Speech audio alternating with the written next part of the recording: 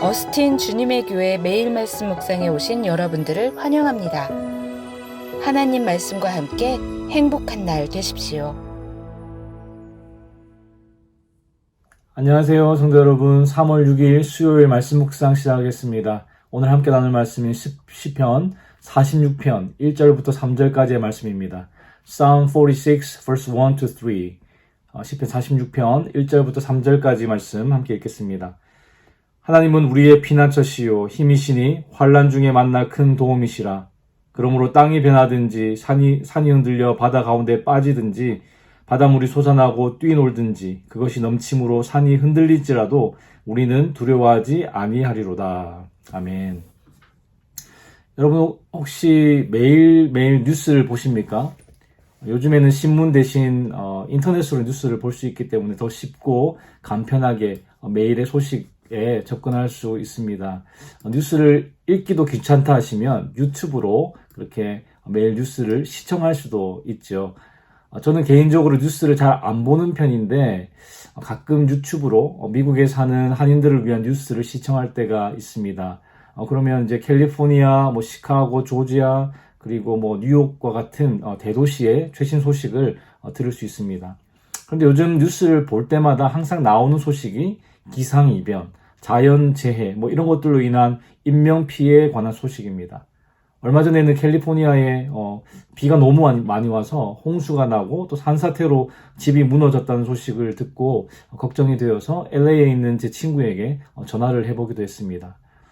최근에는 텍사스 북부에서 큰 화재가 났다는 소식도 들었고 또 한두 달 좀 전인가요? 플로리다에 스톰인지 허리케인인지가 와서 몇몇 지역이 거의 파괴되다시피 했다는 소식도 들었습니다. 미국뿐이겠습니까? 세계 곳곳에서 극심한 기근으로 죽어가는 사람들이 있고 또 큰 지진으로 또 목숨을 잃은 사람들이 많이 있습니다. 우리는 이런 소식을 접할 때마다 나와 우리 가족에게 이런 일이 일어나지 않아서 너무 감사하기도 하지만 언제 우리에게 이런 일이 닥칠지 몰라서 두려워하기도 합니다.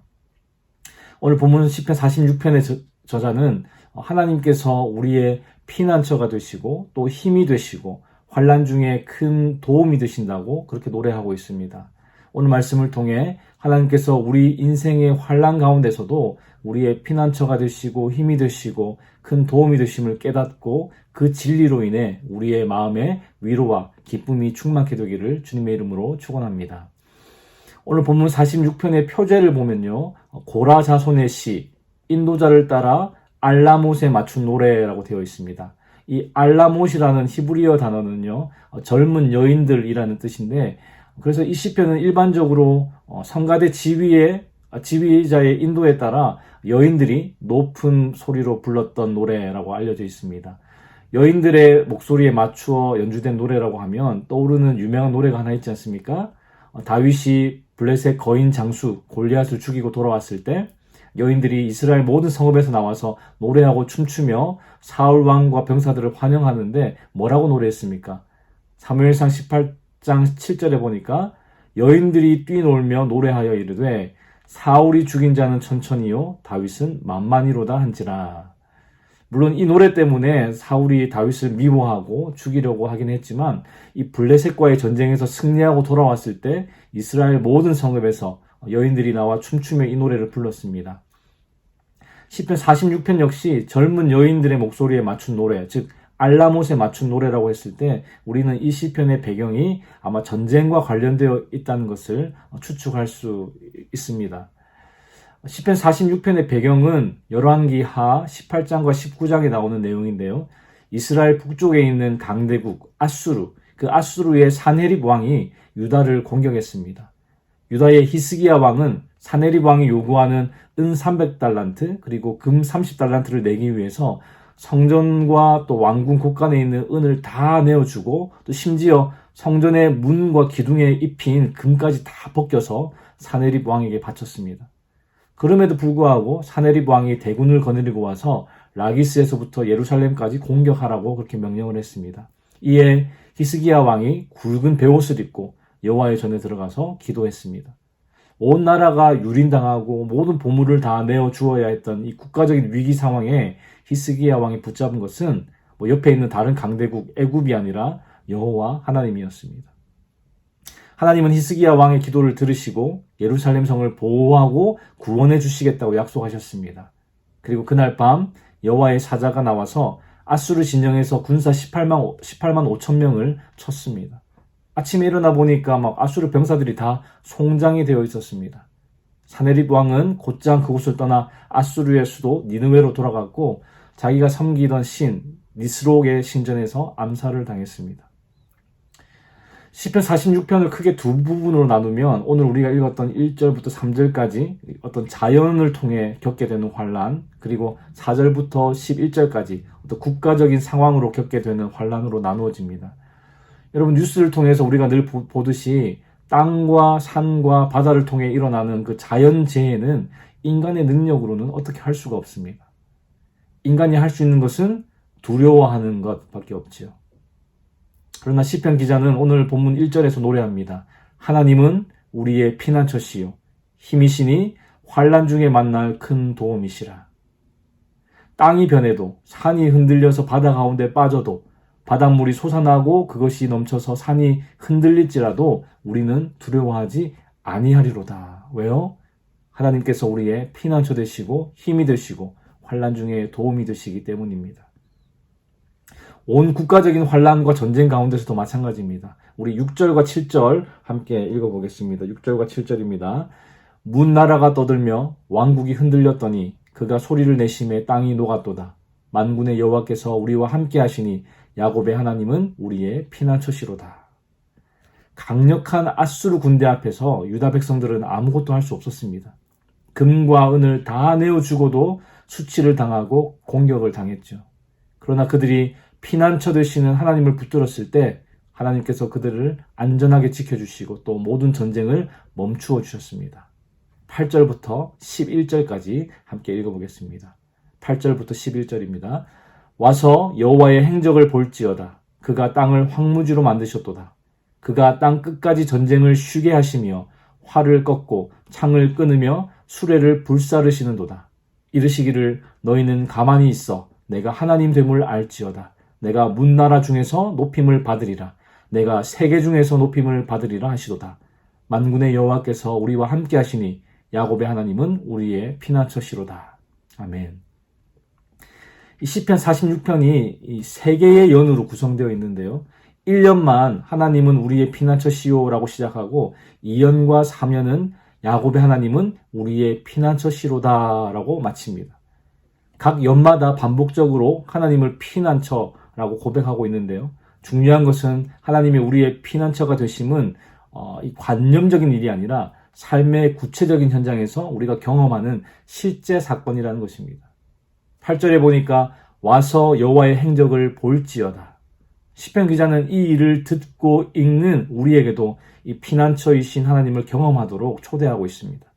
어떻게 이 피난처이신 하나님을 경험할 수 있습니까? 그 답을 하나님께서 말씀해 주십니다.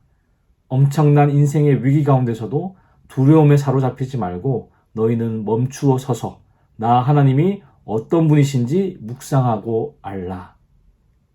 하나님의 구원하심을 경험하라는 것이죠. 이번 주일부터 중고등부 예배 때 8주에 걸쳐서 사도신경에 대해 설교하려고 한두 달 전부터 제가 참고 서적을 구입하고 이렇게 조금씩 읽고 있었습니다. 그리고 지난주에 첫 번째 설교 원고를 조금씩 쓰고 있었는데요. 요즘에 이런저런 일들이 너무 많아서 몸도 마음도 너무 바빴습니다. 그래서 그날 저녁에도 시간이 너무 아까워서 카레에 이렇게 밥을 말아가지고 컴퓨터 앞에 앉아서 밥을 먹으면서 이렇게 원고를 쓰고 있었습니다. 여러분, 사도신경의 제일 첫 구절이 뭐죠?